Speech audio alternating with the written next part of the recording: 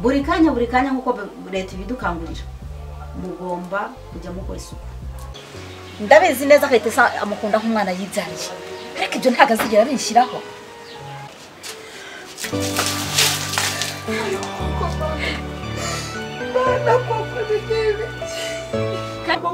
Ntabwo ndi mubyeyi n'abakuru.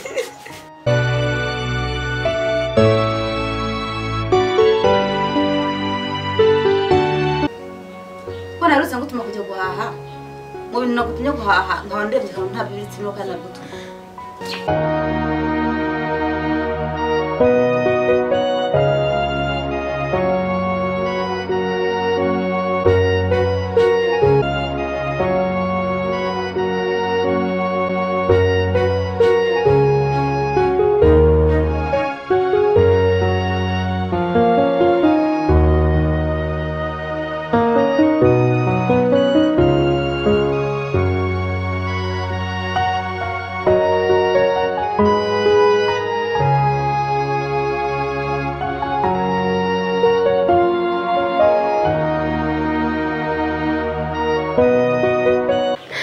Ariko mana wemeye koko kubundara mu rutoke koko mana nizere ko ibi bizarangira ubu se koko ubu noneho buracya nizera ko mana utajya urenganya uwagukoreye mana reka ndyame ariko sinzi nimba riri buki ry'uyu munsi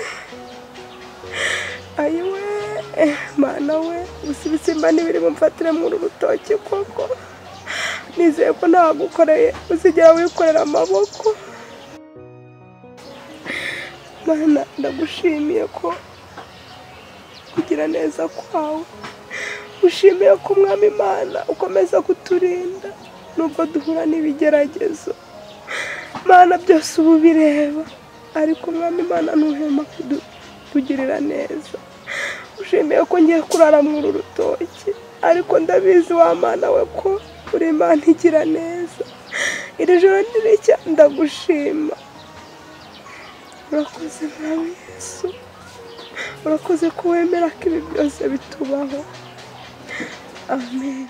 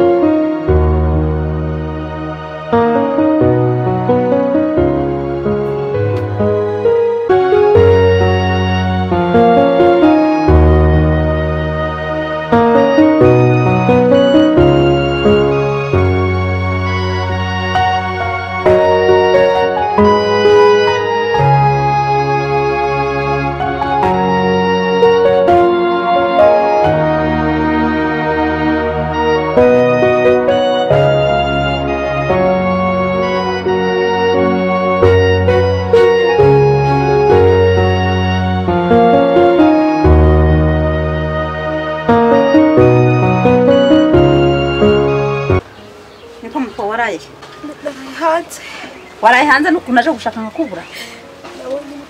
Imbe ibaye nyinshi njya kurara mu rutoki. Ese nagubwana cyo kwara mu rutoki.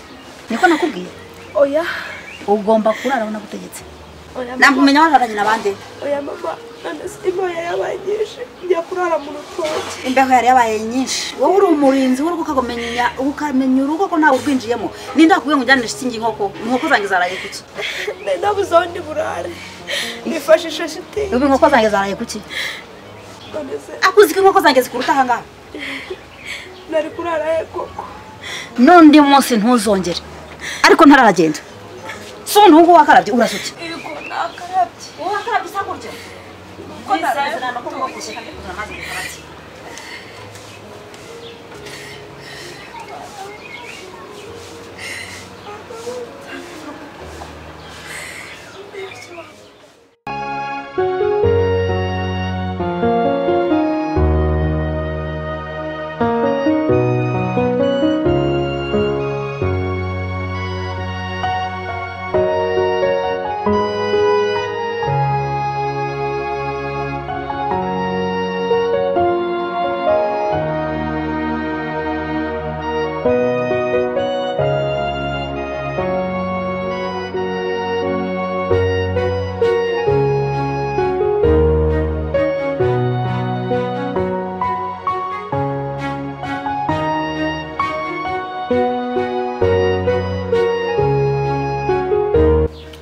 Kayite se?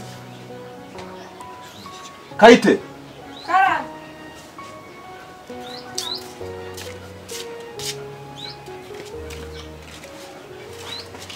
Ako umuntu uzunyogera ugira ngo unyanduze. Ntago uzi ibibazo biri hanze. Ariko se papa mudo. Aho kugira ngo undeberere nawe ubaye mu ubambere kuko kinyagurira koko. Ariko ubundi ubaye hute. Kumba mbona sinzi. Usigaye chamana umukobwa. Nawe wabaye ikigeragezo. Uzi ko wagira ngo uri so. Yawe hamagana. Inka nini ari bavuga ngo inka ni nk'iya Nyamweru nimba ari ni nk'iya ki. Ako se koko nabakoreye iki? Warangije nkubwire se nanjye?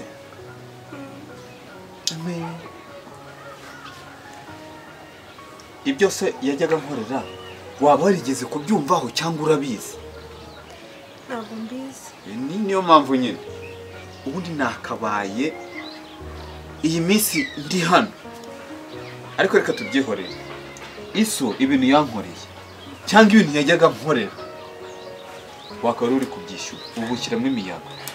Nose ko ibyo byari ibya papa.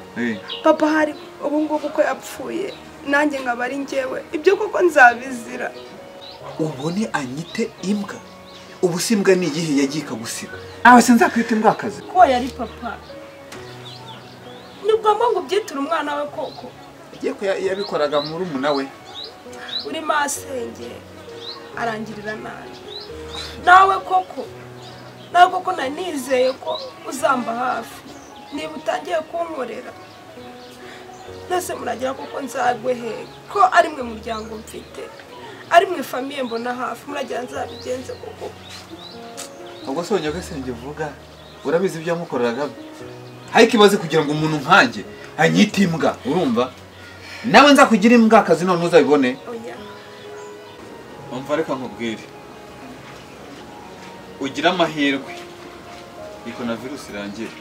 Mva hangaha. Naho ubundi nimba nkira hangaha. Uragatura. Ubyumve.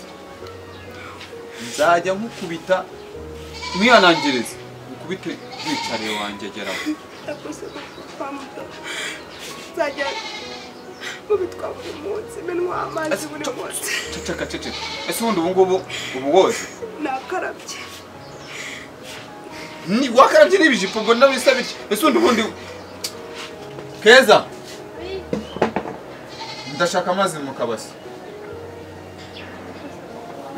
Woge ntabwo ugeze woga. Kirahari. Bwana hano cyangwa. Haguruka se subwo amazi.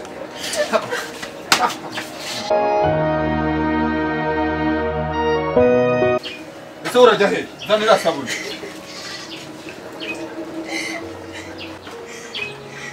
Ese ikibundi kiroga kiri kurira. Tegurwa rutwese cyangwa mwondemo nibuye.